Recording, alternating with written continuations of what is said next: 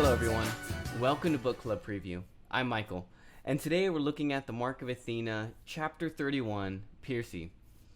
Now, it starts off with Percy feeling pretty bad about himself after losing this battle with his half brother. But when you don't have anything else to really go on, you start to think creatively. And Percy gets this really great idea. The half dolphin people, they're afraid of someone. Who are they afraid of? Well, we talked about it before, and some of us were right. I was wrong. Dionysus.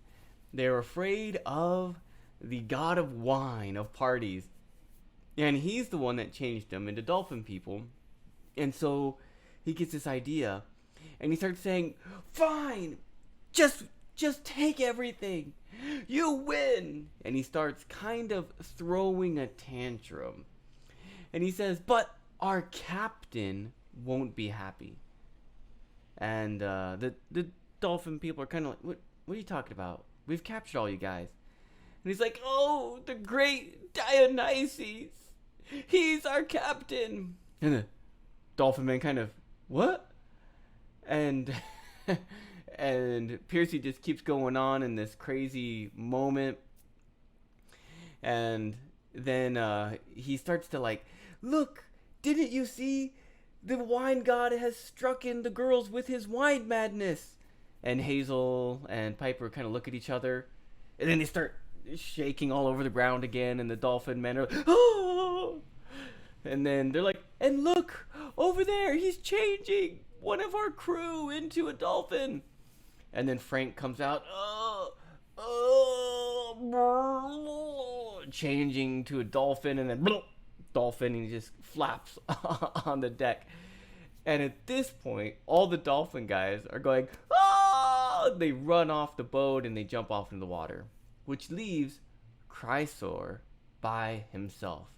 And so now all of the demigods kind of free themselves, and they surround Chrysaor. They're like, "What are you going to do? You can't fight all of us." And I can't quite remember if he gets hit or if he jumps into the water by himself. But he takes off. I think he gets hit because his helmet gets knocked off, but I can't remember who hits him. So, they win. They get all their stuff back, and they put everything back, which takes them a long time. But they get everything situated. And they're thinking, "Oh, should we take the treasure from the pirates?" But Percy says, no, I have a better idea. They put all of the treasure that they got from like the dolphins, the weapons, and all the stuff that they already had there, and then they just fill it with I think it's Diet Coke. Yeah, Dionysus like Diet Coke, and I think Bacchus like Diet Pepsi. But they use the conch that they got, and Piper goes, "Diet Coke." And they just flood the boat, the pirate boat, with Diet Coke.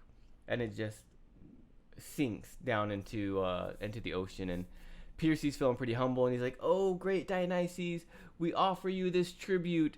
Please accept it from our battle." And they don't know if Dionysus accepts it because it sinks down into the water. But they hope and pray that he did. Everything's kind of finished. Jason feels a little rested, so he says, "Hey, Percy, why don't you get some rest? We're going to fly from now on because the waters don't seem safe." Percy, okay, fine. And Percy goes to his room, and he's thinking, because so much has happened, and he's really thinking about this pressure he feels to save other people, to not let them get hurt, to feel like he has to be the one to rescue. He has to be the one to be the hero. And it's heavy. It's really heavy on him. And he doesn't know if he can handle it, especially when he thinks about Annabeth having to venture alone. So he's just thinking these deep thoughts and really wondering if he is enough. If he is enough. And eventually he gets tired and falls asleep. And of course he has bad dreams. Woohoo! Percy can't have good dreams. He has a dream. He's at Camp Half-Blood. The Gaia is showing the whole camp being destroyed, and the Romans destroying everything, and she's just kind of taunting Percy and telling him he's gonna fail, he's gonna lose. He wakes up, I think, to a cling, cling, cling, cling, cling. Not an emergency alarm, but he goes up and he sees, with everyone standing on the boat, wow, Rome, just spread out over mountains and across rivers and over flat areas, and it just spreads out everywhere. And it's beautiful.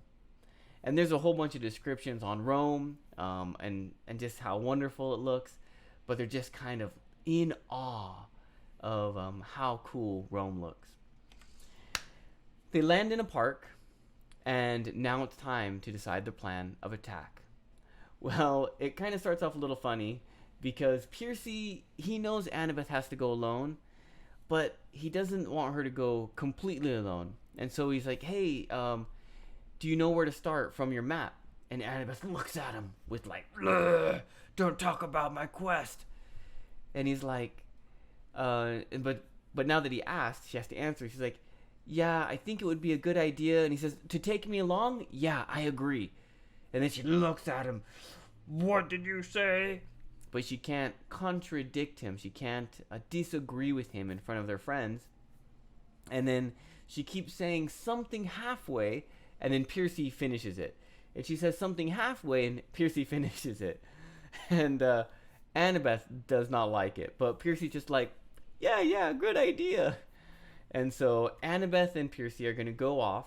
They're going to go to the river Tiber, or I can't remember what it's called. They're going to meet that god, and Percy's going to try and help her. And from that point, Annabeth is going to go alone. But he's at least taking her to the front door in his mind as a gentleman. Now Hazel's kind of like watching like mom and dad have a fight. Huh? And so she's just kind of like, oh, what's going on? And they snaps out of it. Hazel is gonna search for Nico D'Angelo with her power feelings. Frank and Leo are gonna go with her, and it's so funny because she's like, Hazel's like, Frank, can you come with me? And Frank's like, yeah, I'll come with you. And he's like, yeah. And then she's like, and Leo too. And Frank's face just changes to like the mask that Chrysler had.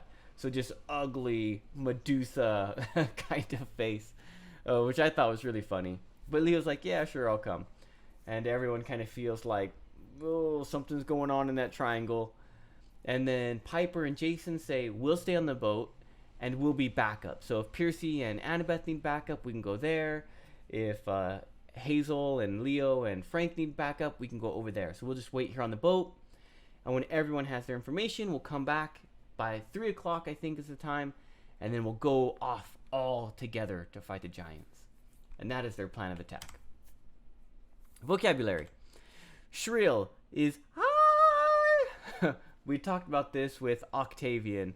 Octavian's like, fight, fight, fight, fight. Getting higher and higher and higher. And that's what was with Chrysler as he's trying to control the Dolphin Men. Tribute is like a prize to give to a king or queen or to a god. Maybe I win a battle and I have all of this treasure from that battle, and I give some of that to someone else, a good king or some god like Zeus, and I just say thank you for helping me win this battle, which that whole ship and all the treasure was a tribute to Dionysus. About is like a fight, I think, like an argument, and I think this is between Annabeth and Percy. Chink. I'm trying to remember. Chink in his armor, I think is what it was talking about. In the last book series, Percy went into the river Styx and became invincible, like Achilles, except for the one spot on his body there was this weak point. And so his whole body was invincible, but at that one spot, you could kill him very easily. And so after all of this stuff that happened, he felt like there was a hole. If you have like armor, the armor is layered on top of each other. And so an arrow can go, if it can go underneath, it can go inside very easy. If it hits the top, it'll fall over. So that part where the armor comes together, where there's skin or something, we call that a chink. And so Piercy felt like an arrow went into the chink of his armor, of his body or his mind, things like that. Fraud means fake. He felt like a fake. Dappled means like randomly spread. So if I have like some water and my fingers and I just went choom, like this, it would bing, bing, bing, bing, bing, get dappled on your face.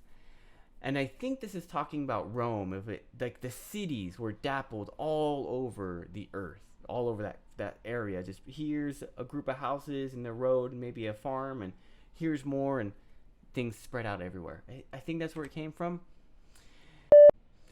All right, discussion question. So, what would you do with Leo if you were Frank? Because it just cracks me up so much. Because every time Frank is like, okay, I'm going to go hang out with Hazel. We're going to go on a date. And Leo is like, bink, and me too. Or he gets invited along for something. And so Leo always seems like for Frank to be interrupting Frank and Hazel's kind of special time. So if you were Frank, what would you do about Leo? Of course, please make your own discussion question. That is all the time that we have for today, but thank you so much for joining me for this episode of Book Club Preview. I'll see you soon. Bye-bye. Hey, if you have any questions about the video today, please feel free to leave a comment in the comment section. If you had any other vocabulary words that you wanted to know what they meant, let me know. And also, if you're interested in maybe joining one of these book clubs, please leave a comment and I'll get back to you. Thank you so much for watching. Bye-bye.